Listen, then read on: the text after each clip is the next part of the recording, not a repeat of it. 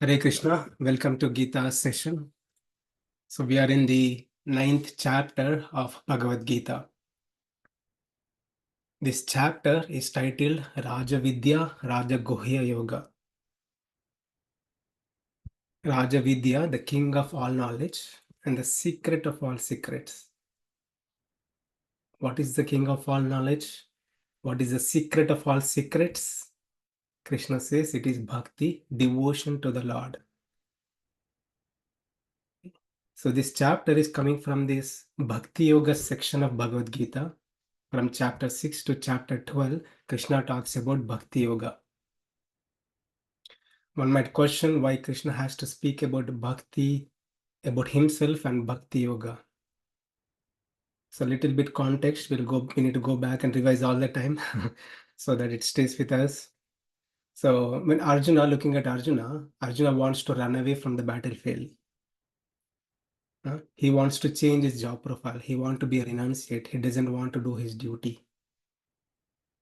So Krishna says very straightly that Arjuna, you don't have to change your job profile. You continue your job profile, change your mindset while working. You do for me, for my pleasure, with proper mindset, proper consciousness. If you work like that, your mind is purified and you can come to the stage of a self-realized soul. And you have two paths. Just by working and doing your duties, you can attain liberation. See your work as a spiritual activity. Don't run away from your duties. And Krishna says, by such working, you can attain liberation. When a person has purification of mind, he has two options to choose, the path of Ashtanga Yoga or the path of Bhakti Yoga. And the Ashtanga Yoga, the path of Ashtanga Yoga requires a strenuous practice. One has to meditate on himself, one has to have good control of mind and senses, and it takes lifestyle, it takes let me mute. It takes many lifetimes. It's not a easy thing to practice. It takes many lifetimes to attain perfection. The perfection is liberation. So one can take the path of Ashtanga Yoga. It's a roller coaster ride. It's a roller coaster ride. It takes many lifetimes to attain liberation. And looking at Arjuna through at the end of 6th chapter, Krishna starts speaking about Bhakti Yoga. Krishna says, don't worry, Arjuna, I'm going to give you the most easier way, most simple way, that is Bhakti Yoga. So you can take up the practice of Bhakti Yoga and you can attain me in this lifetime, guaranteed. Okay, Krishna, can you tell me what is the way I can practice this Bhakti Yoga? Then Krishna speaks about himself. So Bhakti means love and devotion. So if I need to love a person, I need to know everything about the person. More I learn about the person, more I develop loving emotions towards that person, right? So same thing for us to develop that loving emotions towards the God, we have to know everything about God, who God is, how great God is. So Krishna speaks about that in 7th chapter and also talks about the souls who take shelter of Krishna and some souls who reject Krishna, who reject God. They don't want God in their life, no matter what. And towards the end of 7th chapter, Krishna says, Arjuna, if you can think about me, if you can meditate on me, even at the last minute before you die, before you leave the body, you can attain me, guaranteed. You achieve the higher perfection, you can break the cycle of birth and death. Krishna says, whatever you remember at the time of death, you'll attain me. You'll attain that state. So Arjuna asked that question, can you elaborate more about that, Krishna? What is that final minute remembrance? Krishna speaks about this last minute remembrance in the 8th chapter. And he also gives various practices, various kinds of devotees.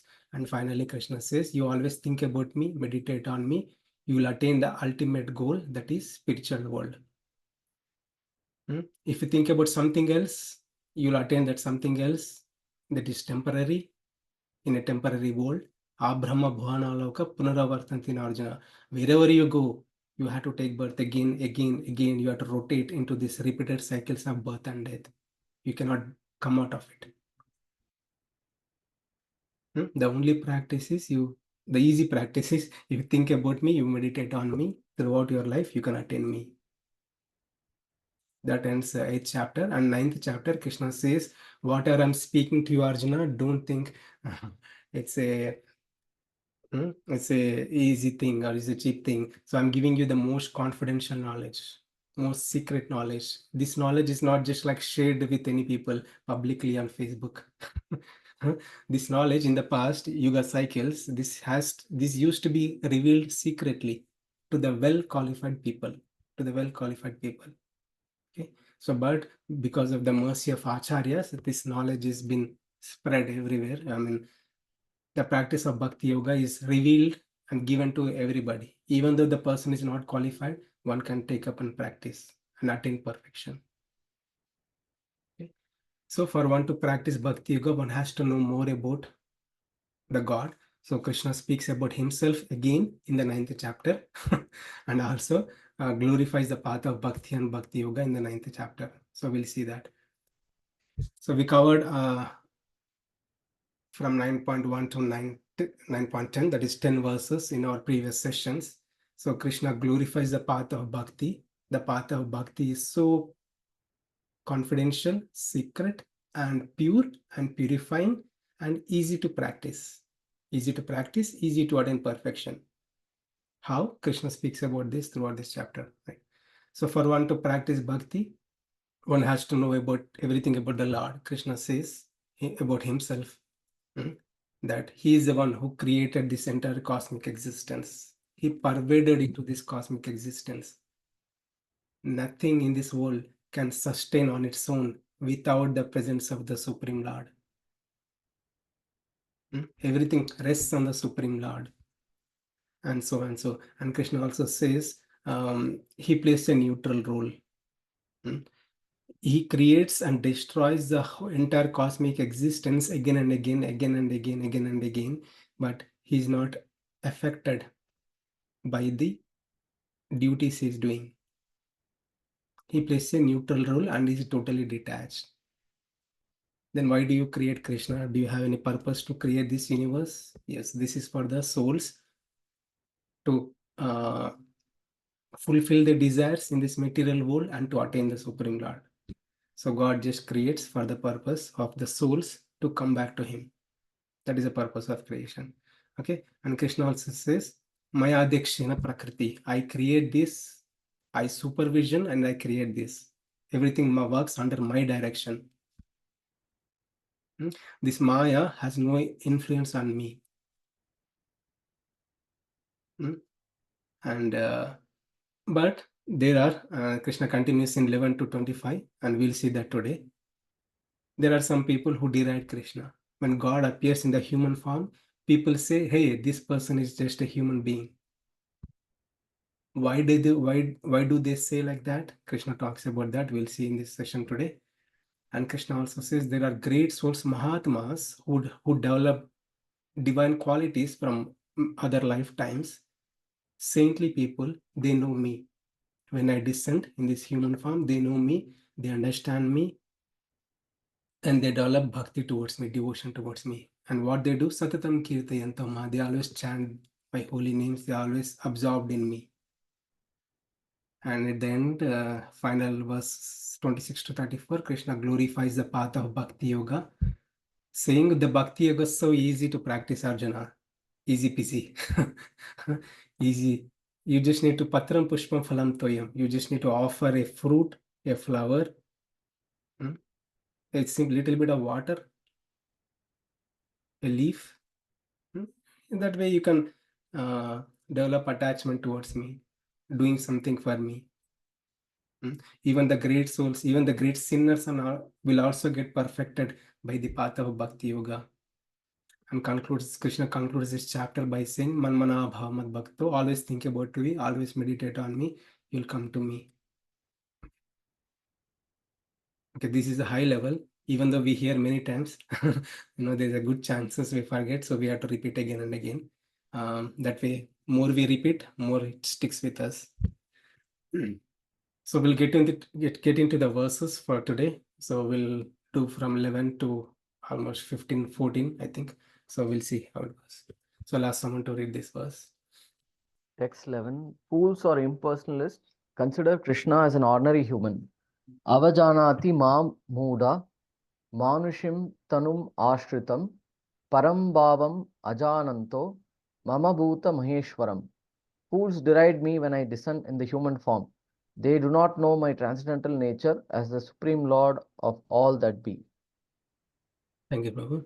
So context to this verse, Krishna spoke about himself in the previous shlokas up to 10, and Krishna also said he is the one who creates, and he is the one who sustains, and he is the one who supervisions this entire cosmic existence, and he also descends, right? But avajananti, the people, because avajananti muda means like the person who doesn't have proper knowledge about the God. Avajanati means muda means not who is ignorant. Avajanati means who misunderstood the God. The person who misunderstood the real nature of the God, he derides the God. When Manushim Tanumashritam, when the Supreme Lord appears in this world, takes a human body. Manushim means human. Tanu means body, human body. When Lord takes a human body, appears in the human form, people in general deride him, disrespect him. Why? Because of not knowing the Supreme Lord's real nature, Parambhavam Ajhananto, they're not aware, they're ignorant of Lord's Parambhavam, the transcendental nature of the God. Mama Bhuta Maheshwaram, that Supreme Lord is the Bhuta Maheshwaram. Maheshwaram means controller. Ishvara means controller. Maheshwaram means supreme controller. And Krishna is saying, people are not aware that I am the supreme controller of all the living entities. Bhuta means living entities, all the living entities, living or non-living, it doesn't matter. I am the supreme controller of everything. People are not aware of this and they deride me when I descend in this world. Okay. So there is a difference between ajhananti versus avajhananti. Ignorance versus misunderstanding. If a person is ignorant, when he gets the knowledge, his ignorance is gone. But if a person misunderstands, it's hard for him to get the proper understanding. Okay, I'll give an example. It becomes more clear. So there is a police officer who came to an incident and he's taking charge. He has to punish people and he's taking charge. One person comes to the spot and looking at this police officer, he says, who is this guy? Why is he doing this? The person next to him says, like, he's a police officer, he's authorized person. He came here to control the law and order. So this person was not aware who is that person is, why is he doing. Now that he know, his ignorance is gone, and he says, okay, I know who this person is. He's here for a purpose. Right? His ignorance is gone, he accepted it. And there is other person who also comes to this spot and he looks at this police officer and says, who is this guy? Who is this guy who is, taking charge of the people and doing all these things? This person says, okay, this is a government appointed person, he's authorized person, he's establishing the law and order now. And this person say, I don't believe in any police officer. I hate police officers. I don't believe in police officers. I don't believe in law and control. I don't like them. They're behaving like a terrorist. So many kinds of misunderstanding. Even though this person says that people lack of proper understanding or misunderstanding about this police officer, they deride, right? Same thing. Krishna is also saying people deride avajahananti. People deride me when I appear because of misunderstanding. If you see from the scriptures also, there are certain personalities who truly misunderstood God. We'll go to Mahabharata. Okay, in Mahabharata, there are many personalities who truly misunderstood God.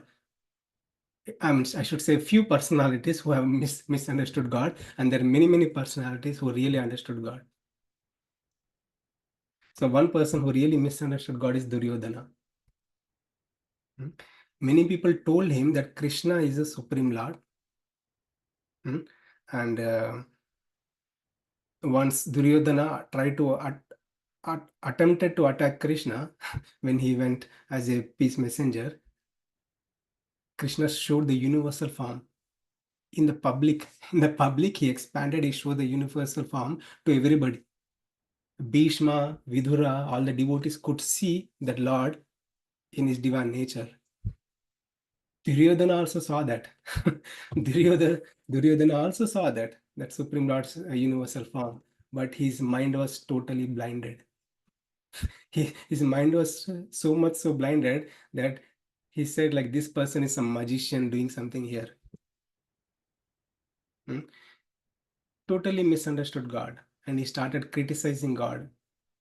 Because God was supporting the good people, Pandavas, he did not like it, and Duryodhana started criticizing the God, totally misunderstood God. And there is one personality. There's other personality called Jarasandha. So Jarasandha is interesting being. He got a blessing that he will not be killed by any weapon or any means. His body is so strong that his body is killed only when his body is ripped apart. Just like if you take a piece of paper and we can rip off the paper right into two pieces.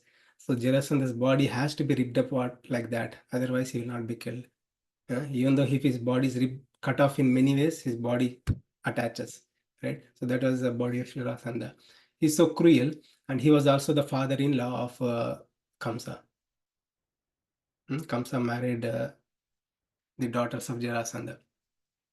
So this after the death of Kamsa, this Jarasandha waged a war against this Krishna. Okay, he attempted to attack Mathura and also attempted to attack Krishna and Balrama with many soldiers, millions of soldiers. He used to gather millions of soldiers and try to attack Mathura, Krishna and Balram. So Krishna and Balram, just two of them, just two of them, they nicely destroyed the entire millions of army. They nicely destroyed. Okay, and they left this Jarasandha alone. They don't want to kill this.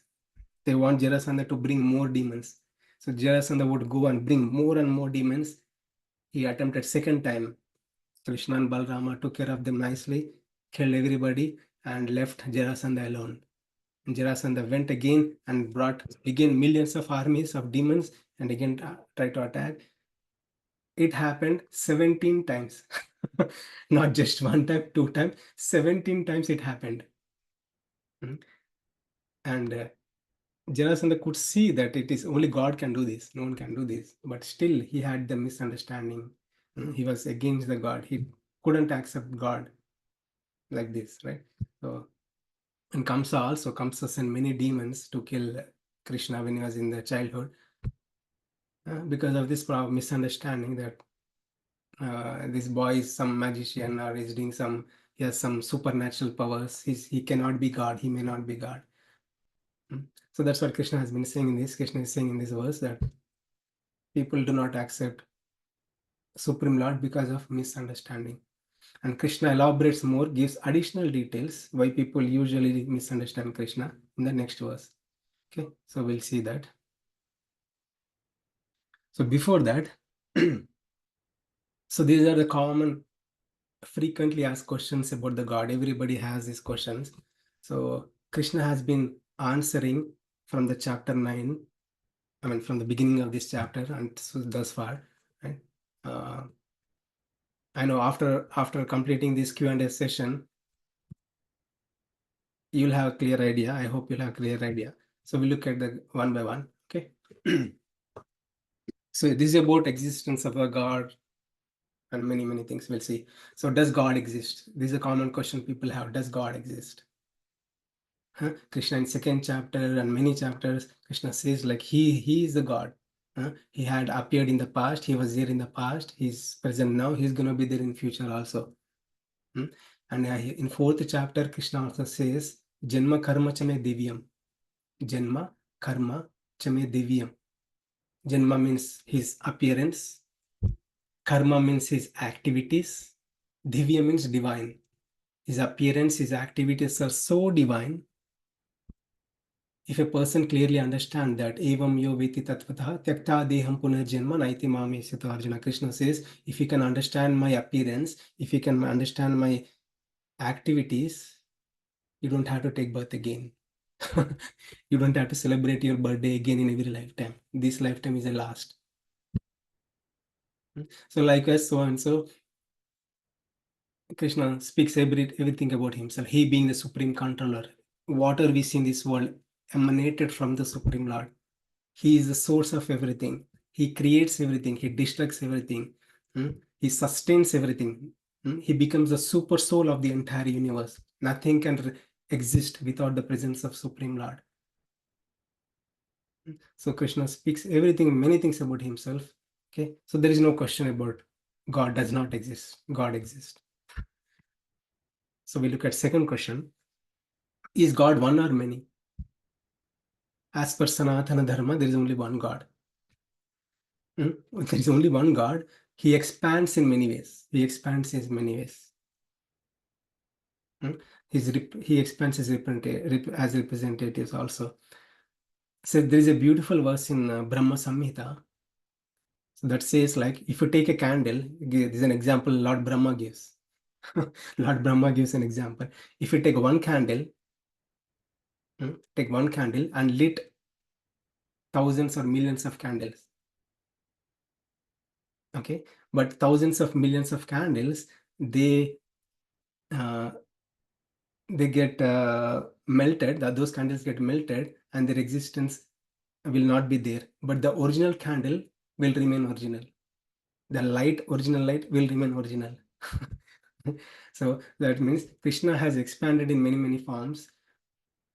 Those forms may not have the true nature of the God, but the original God remains God. So the God is only one. The God cannot be many. Okay? So does God have a form? This is another question people have. Does God have a form? Or he is formless? Or he is just a light? So in general, we try to constrain God with our understanding, right? So many people say, like, even in different religions, some religions like Islam, they don't believe in God. So they say, like, if God will never take a body, human body, he will not have a flesh and bone. Well, God doesn't have to take a flesh and bone. His body is transcendental, right? So, but anyway, that's not wrong. I mean, everyone's belief is good. There are different conceptions one can accept. There are different ways one can accept God. In Srimad Bhagavatam, it is said that the God can be understood or realized in 3 different ways, like Brahman, Paramatma, or Bhagavan. Brahma means impersonal, like God is impersonal, who is pervaded everywhere, all pervasive Supreme Lord, one who doesn't have a form. So Paramatma is the super soul, one who resides the super soul in the heart of living beings, right? Super soul, Angushta Matrina Purusha. He resides in the heart of every living being, Paramatma. And Bhagavan means the Supreme Lord who has a form. He lives in the spiritual world. There are 3 aspects: formless, minute form, or the actual physical form. Okay, if he is God, he can be anything. He can be formless, he can be form, he can take human body, he can take lion body, he can take fish body, he can take anything. Okay, so God is unlimited. We cannot limit the God and his capabilities.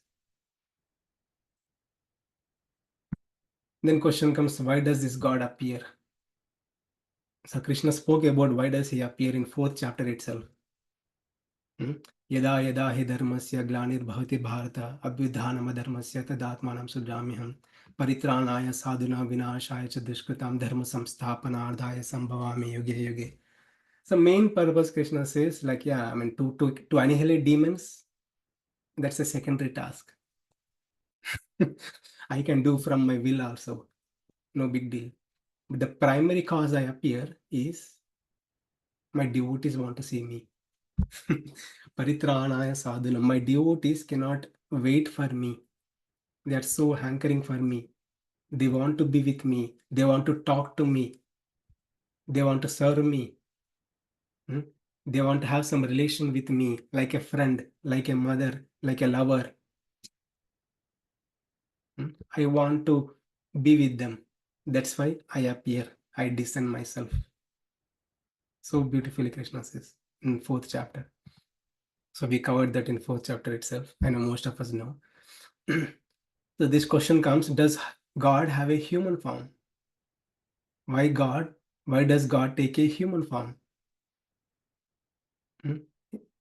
His body is like not made with material elements. Our body is made with earth, water, fire, air, either, and their combinations, the mixture of those elements, our body is made, and water is made with these elements is subject to deterioration because it's all material things. Material things is subject to deterioration. They will get deteriorated and destroyed and vanished. Right? But it's not the case with the God's body. Shuddha Sattva Maya body, his pure goodness body, and that which never changes, that is imperishable. And Krishna also says in many verses of Bhagavad Gita. The question comes again, like why God has to take a human form. The answer is, Acharya says, it's easy, right? If, it's like example. If I need to love my dad, if my dad is nearby me, nearby me in this house, it's so easy. I can do some seva service to him. I can talk to him. I can reciprocate my love, and he knows my love, and it's nice.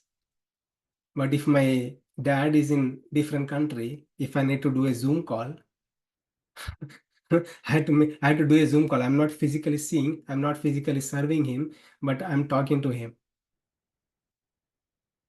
But imagine if there is no Zoom, right? The before ages, like 50 years back, there was no Zoom, right? Imagine that case, like there is no Zoom, and there's no telephone, there's no reciprocation. I can't talk to him, I can't do anything.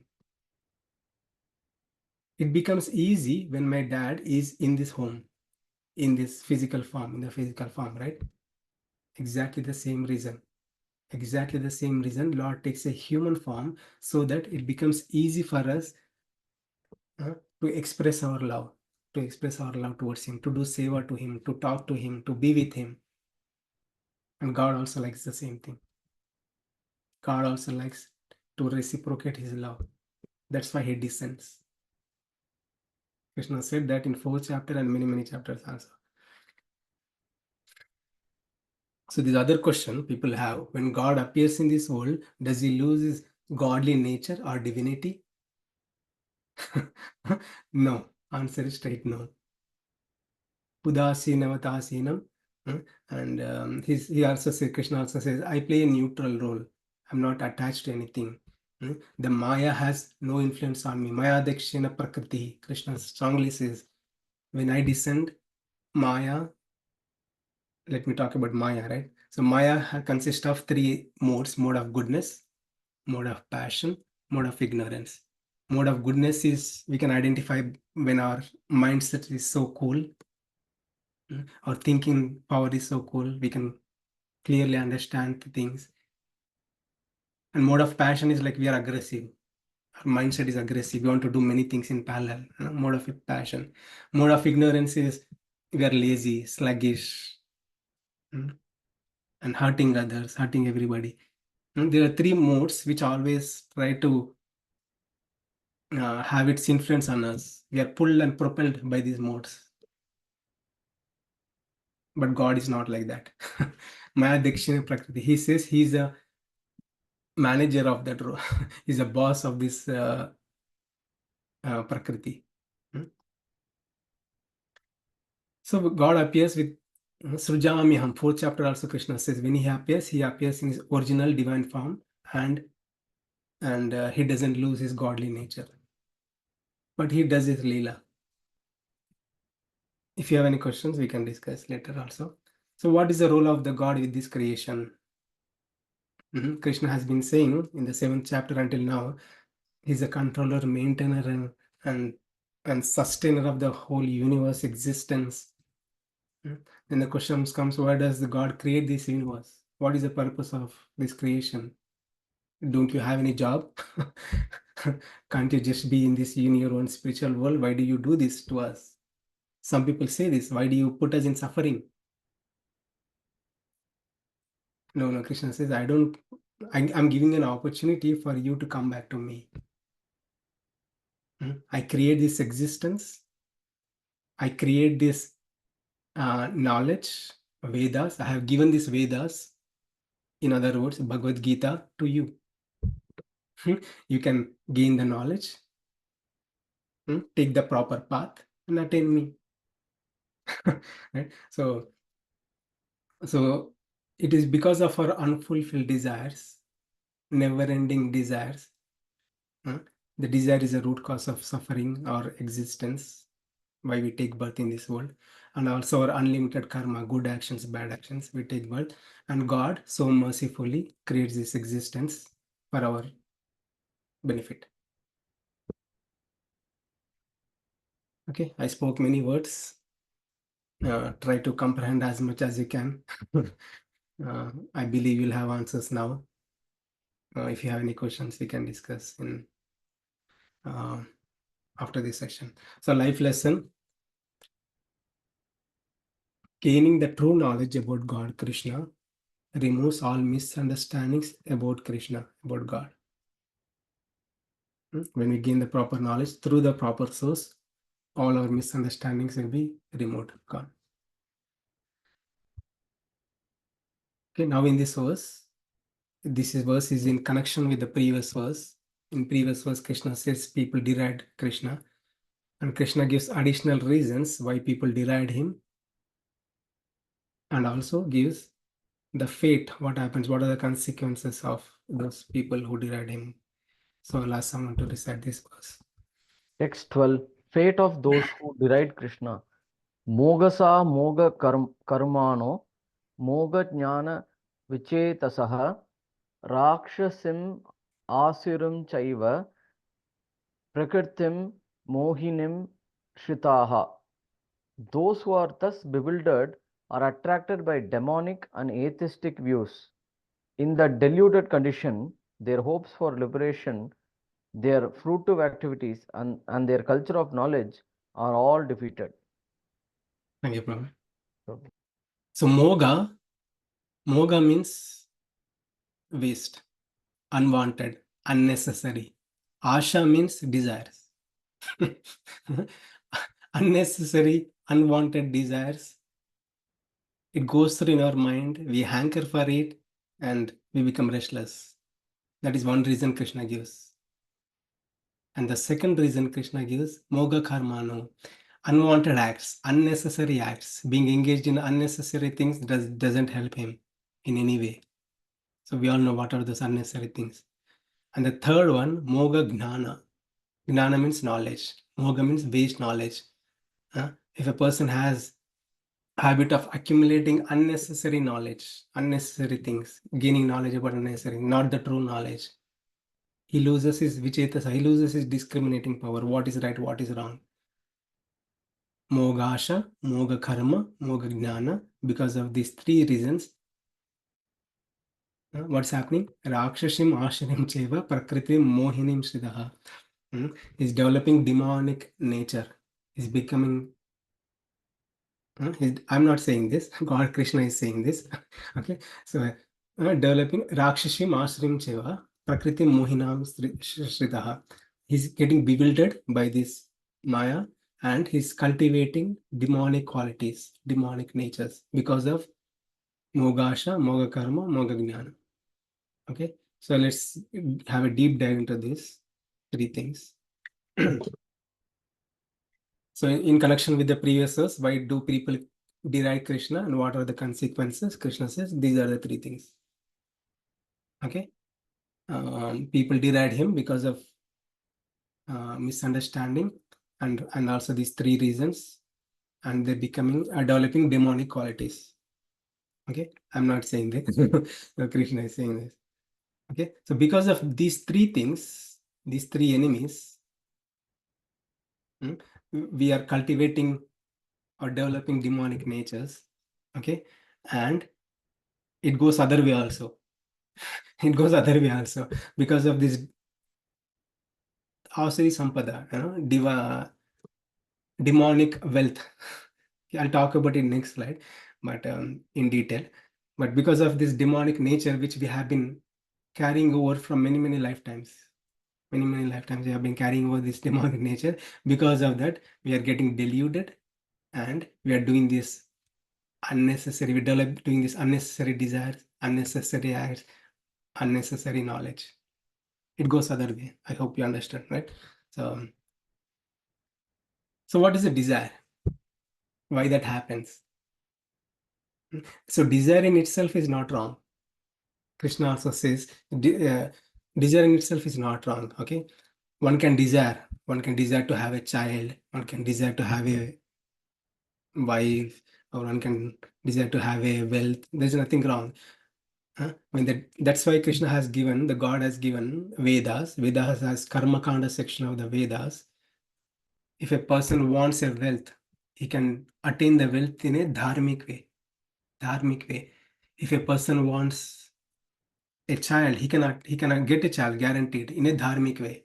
Okay, so there are scriptures prescribe in a rightful way of living, rightful way of fulfilling the desires. So fulfilling the desires in the framework of dharma in itself is not wrong. But in the pursuit of fulfilling the desires, we'll go out of dharma. Right? We'll go out of dharma. We do unnecessary things. We develop unnecessary desires. Out of dharma. I wish I slap this person to attain more wealth. I wish I could destroy this person to fulfill my desire, to attain more wealth or more properties and many things, right? Unnecessary things, unnecessary desires one would develop. So we also looked at in previous session that these desires are like seeds, right? If you take the seeds and put it in the earth, it will sprout and become a tree. Right? So these sinful desires will also come back again and again in many lifetimes.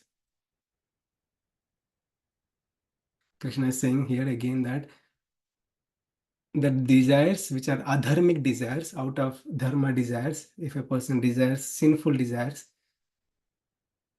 because of having these sinful desires, he cannot clearly understand the Supreme Lord. He will deride the Supreme Lord. He do not accept the Supreme Lord when he appears as a human. Okay, one has to take it as Krishna said. Okay, so I'm not saying this. Krishna is saying this. Okay, these are strong statements, but I mean, it's for our purification, right? Yeah. So moga karma, unnecessary acts, unnecessary activities also. The actions, again in the Sanatana Dharma, in the scriptures, if a person does the actions in the purview of Dharma, these actions should purify us. Yajna dana tapa karma pavanani manishina. Any actions we do should purify us. But any actions we do are entangling us. Because our actions are not pure actions, not as per Dharma. We do act angrily, out of greed, out of envy. Our actions are tainted with all negativities. Right? So our actions are not pure.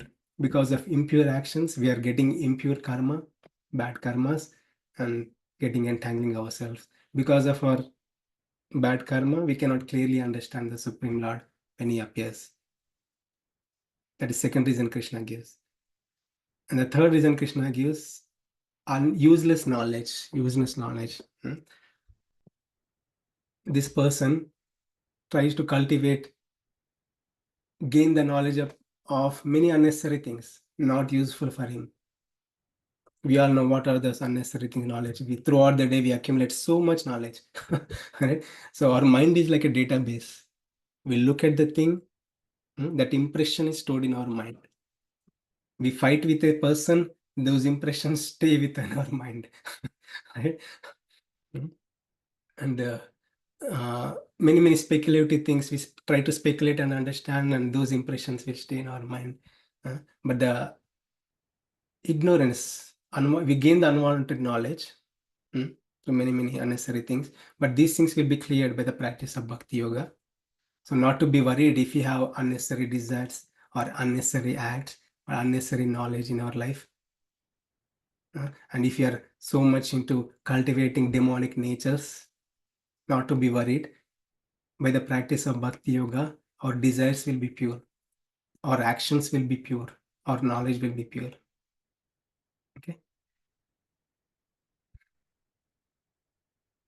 And very importantly, Krishna says these two words, Rakshashim, Asurim. Okay. So what is Rakshasha? Rakshasha is different than Asuri. Okay. Rakshasha is like if a person hurts other person for no reason. Now, some people have natural inclinations. They just go and punch someone.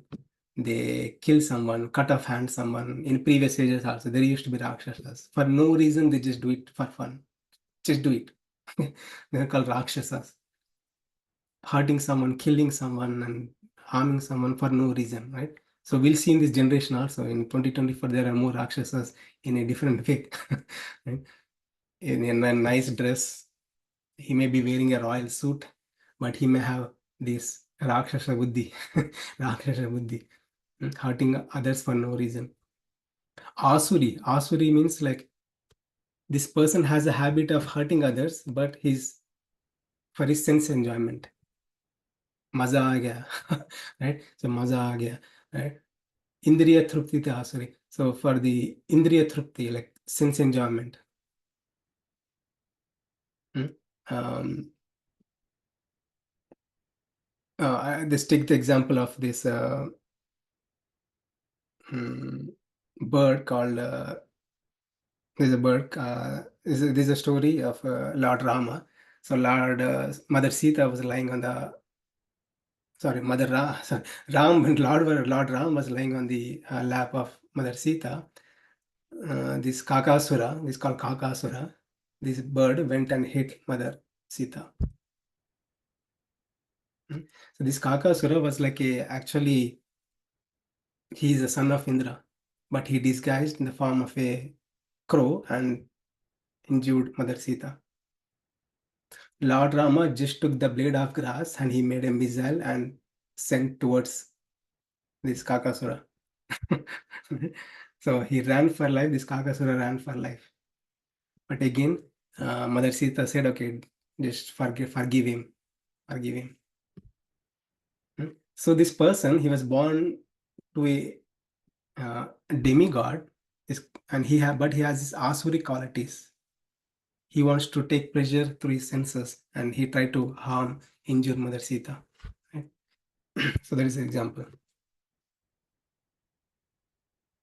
Okay, so we look at this divine and demonic qualities. Okay,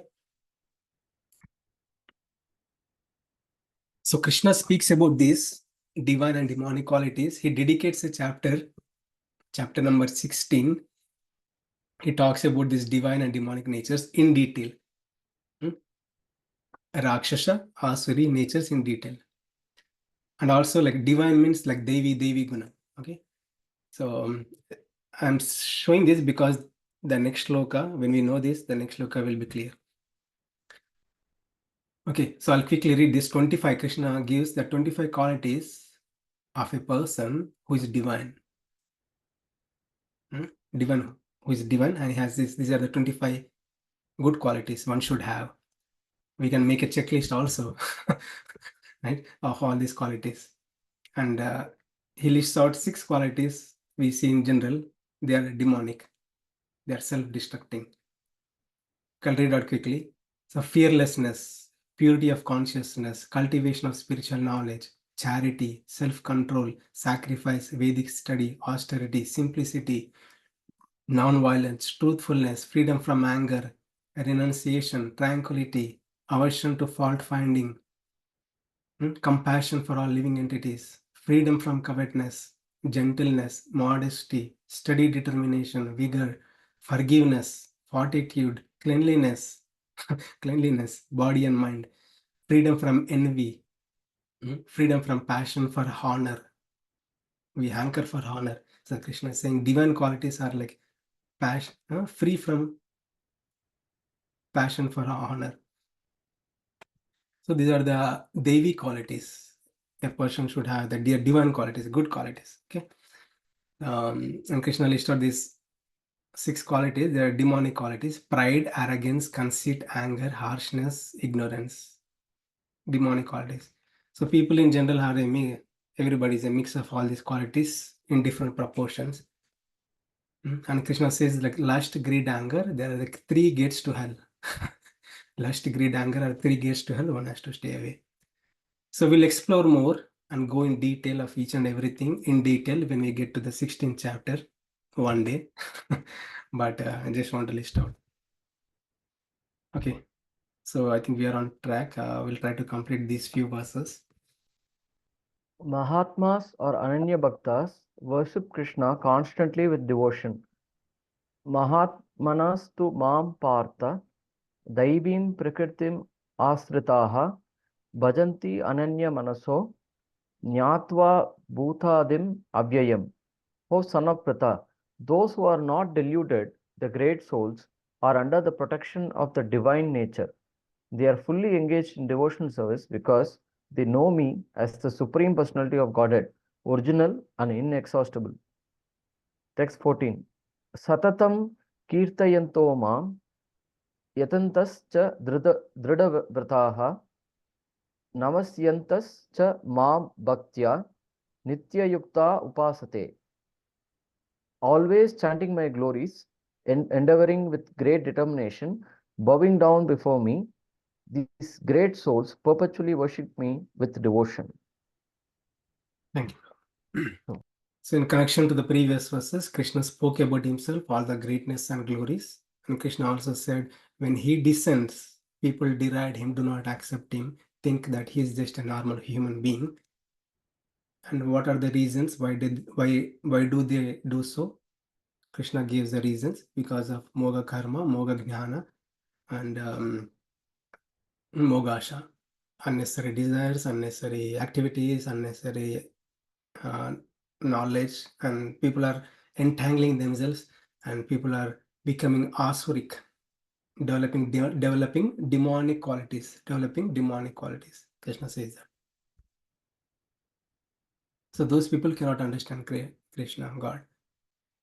But Krishna now beautifully says this very nice verse: Devim prakritim ashritaha, a person who has divine qualities. Krishna is saying such a person is a Mahatma, a great soul. They have clear understanding. Bhajanti ananya manaso. They have clear understanding about the God, Gnatma Bhuta. They have clear understanding about the God. What they do? They bhajanti. They worship the Lord. They accept the Lord. They offer obeisances to the Lord. Ananya manaso, without any deviation. They have clear understanding who God is, and they worship Lord. They accept the Lord. So very important thing, Krishna says Mahatmanas. Mahatma. We all know Mahatma Gandhi. So why do we call him Mahatma Gandhi? Because he lived a life for others, and his freedom fighting and all the things he did, right? So we consider him as a, I mean, not just we, like our India considers that Gandhi to be a great soul because he lived a life of sacrifice for others. So Krishna used the word Mahatmas to us, devotees. Why so? Why so?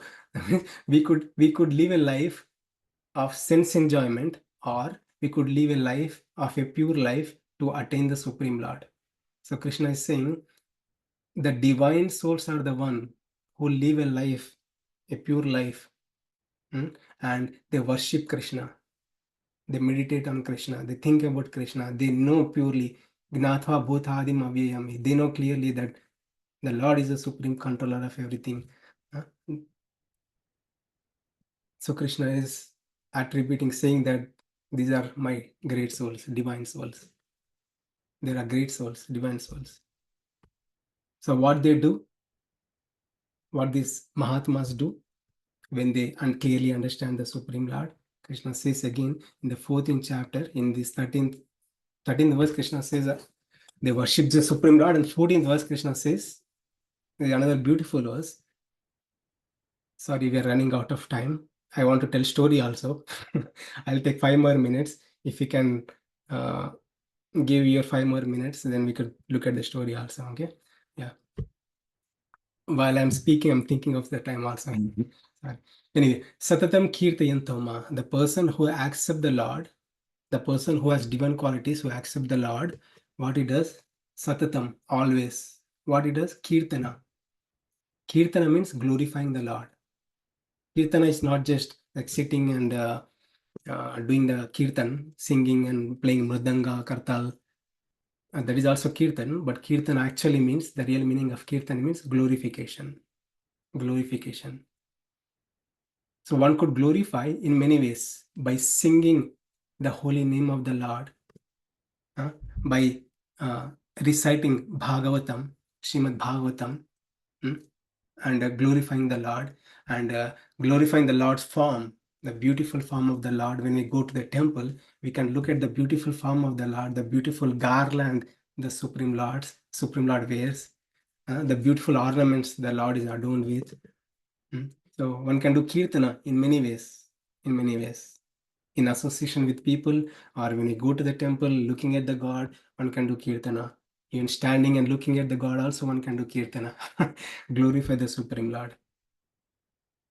So our consciousness needs anti-material. We have a habit of looking material things, getting attracted to material things. Our consciousness is getting bewildered.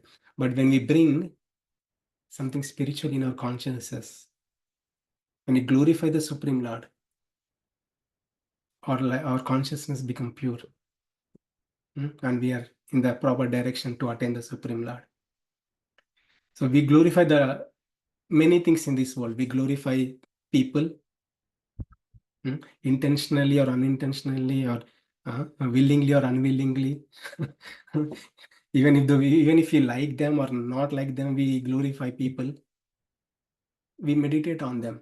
It's a very important thing. We are meditating by glorifying them. Right? And we glorify things. Like, oh, this laptop is the best laptop in this world. We meditate on this. And we meditate on many, many things in this world.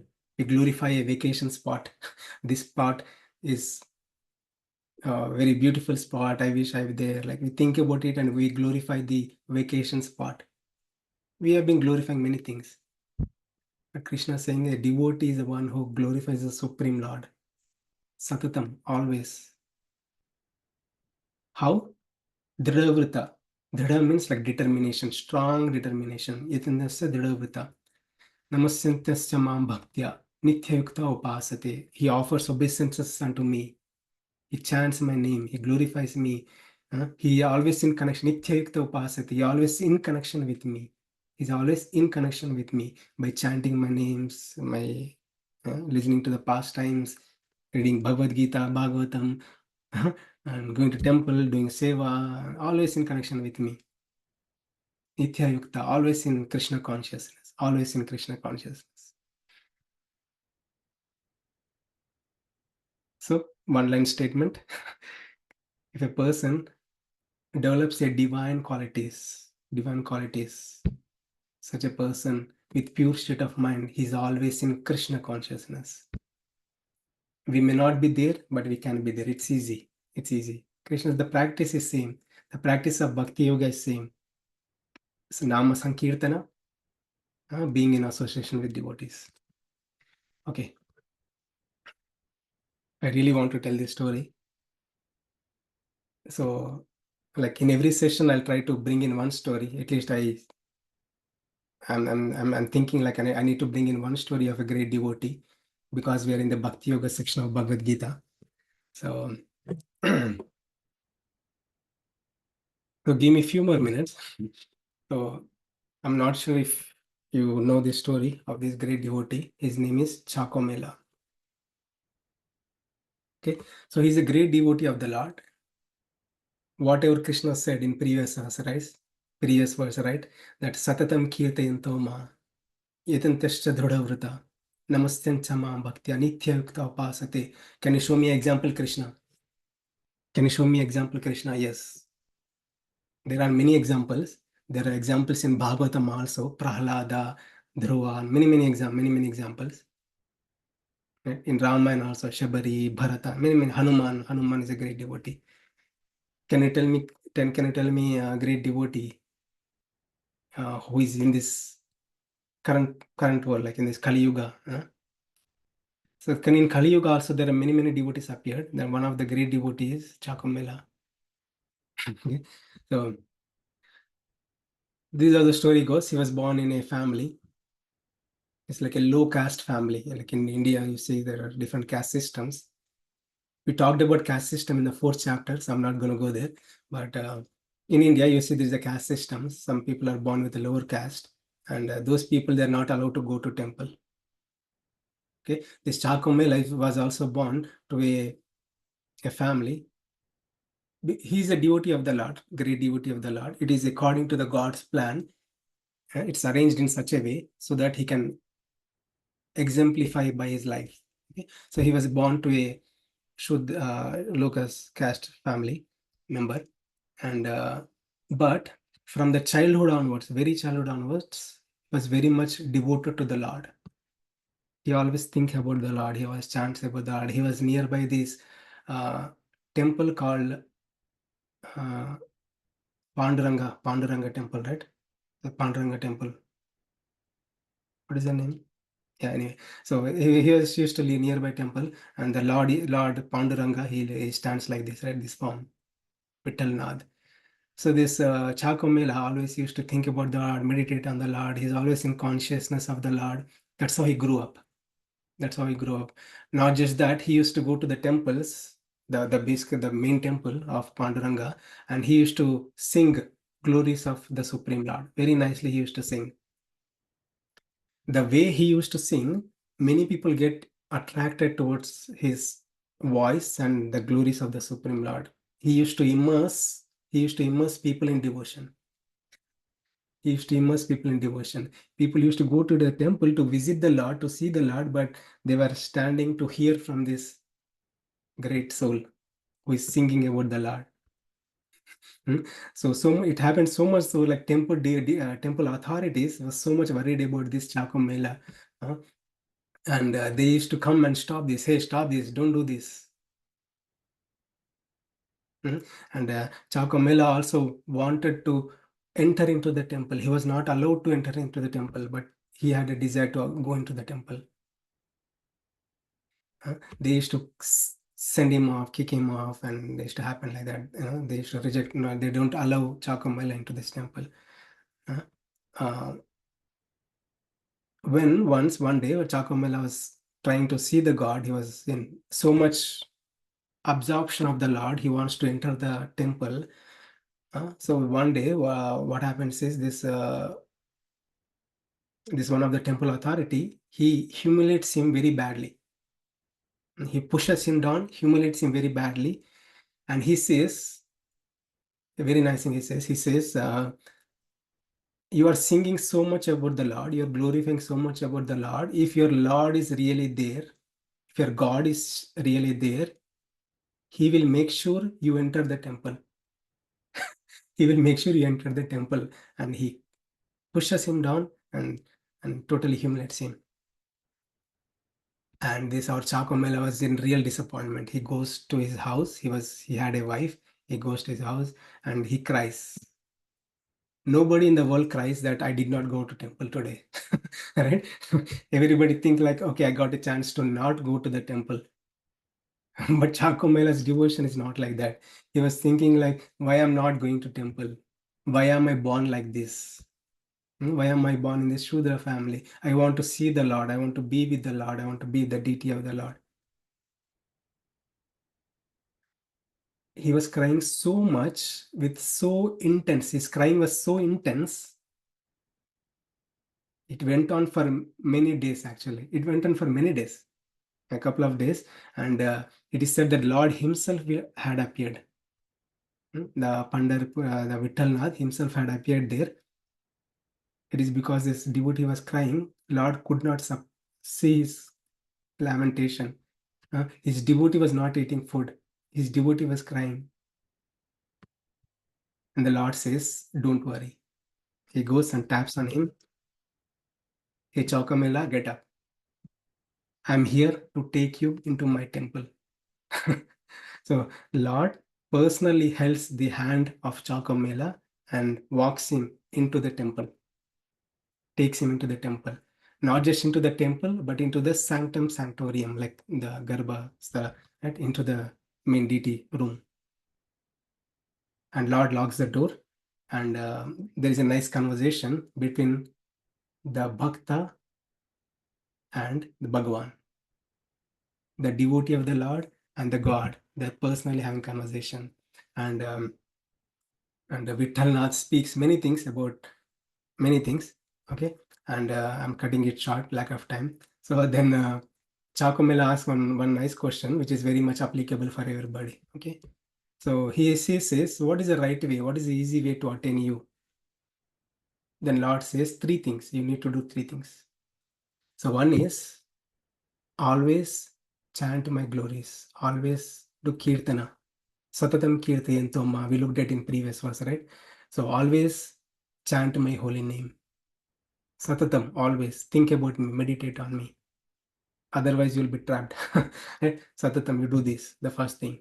Second thing is um, you learn scriptures, gain knowledge from the proper sources. And the third thing is association. You associate with saintly people, good people. So it is not just for the instruction. This is not just an instruction given to Chakamela. It is an instruction to everybody, right? These three things, if we can do that, we can easily attain the God. So I repeat, meditating on the Lord, chanting the holy name of the Lord, always in remembering the Supreme Lord. Second thing is scriptures, reading the scriptures. And the third thing is association, saintly people association. And Vittalnath says, you'll attain me. And this conversation happened, all the things. It went on for a full night. Okay. Then temple authorities came, they opened the door. To their surprise, they saw this Chakomela, this person, devotee. They thought this person came to steal something from the temple. They chastised him and they dragged him away, and it went to the authorities. They banished him out of the city. They banished him out of the city. So our poor Chakamala, he lived out of this city. He went to a different city and he had a kutir house and he stayed there. Now, before Chakamela used to go to the temple. He used to sing glories, Lord's glories, and it is said that Lord used to physically present there to hear his glories. And now Chakamela is not going to temple, and Lord cannot bear the separation. He wants to be with his devotee. So what God did is he went into the house of Chakamela. So Chakamela had a physical. He was able to see the God. He was able to talk to the God, right? So Chakamela, Lord used to go every day. Chakamela used to cook the food and nicely serve the food, and nicely things happen. So it happens. It is going on every day. And while this is going on, one day this thing happened. Everybody has to leave the body, right? So it was a time of Chakomela to leave the body. There was a but it he left the body. He has to leave the body in a tragic way. Okay, so there was an accident. Yeah, he had to leave the body in a tragic way. His body got burnt. Okay, his body got destroyed, and later it was burnt. Okay, So, but during the time when this happening, so Lord in the temple, there is a kirtan going on. Okay, so there was other devotee of the Lord, Namadeva. He was doing the kirtan, like Sankirtan, Nama Sankirtana was going on. So Lord was there, but there were tears rolling from his eyes. There is Pandarnath, there is Vittala, Krishna. Tears were flowing from his eyes. He was literally crying. Then Namdev asked, "Oh, my dear Lord, why are you crying? You are the Lord of the universe. There is nothing needed for you. What made you to lament or cry?" Then Vithalnath says, "My devotee, Chaukamela, he had a tragic death and he left his body. Okay, but I know he had a desire. He always wanted to be with me, and he had a desire that even after his death, he wants to be in front of me. Okay, so you do one thing. He instructs Namdev that you go and get the body and get the Chakamala body here. Okay, and this Namdev and the Lord also says his body is unfortunately burnt, but you get the bones of Chakamala. Then Namdev is also devotee. Namdev says, "How can I bring the? I mean, how do I know? I mean, in that incident, many people died. How do I recognize the bones of your devotee, Chakamela?" Then Lord very nicely says, "My devotee had been chanting my holy name throughout his life. It is because he had been chanting, his body became so pure. His material body also so pure. His bones also chant my name. His bones also chant my name." So you go there, okay? You put your ear onto the bones of people you see there, and if you hear this thing, if you hear my holy names from the bones, then it is definitely the bone or body or bone of Chakomela. So Lord says, when you go there, you put your ear, then you hear this thing. What you hear? Vittala, Vittala, Panduranga, Vittala, Vittala, Vittala, Panduranga, Vittala, Vittala, Vittala, Vittala, Vittala, Vittala, Vittala, Vittala, Vittala. So my devotee always chants like this. His bones, from his bones also, you hear the same sound. So you go hear from him. So, Namdev goes there and he looks at many bones. It's not so good thing to take the bone and put in our ears, right? But because it is instructed by the Lord, the Namdev goes and does it, and while he was putting his ear onto the bones skeletons, to his surprise, he heard this thing from the bones. Vittala, Vittala, Panduranga, Vittala, Vittala, Vittala. His bones were making sound. His bones were making sound. So then he realized, okay, this is definitely the body or bones of this great devotee, Chakomela. Let them bring it here.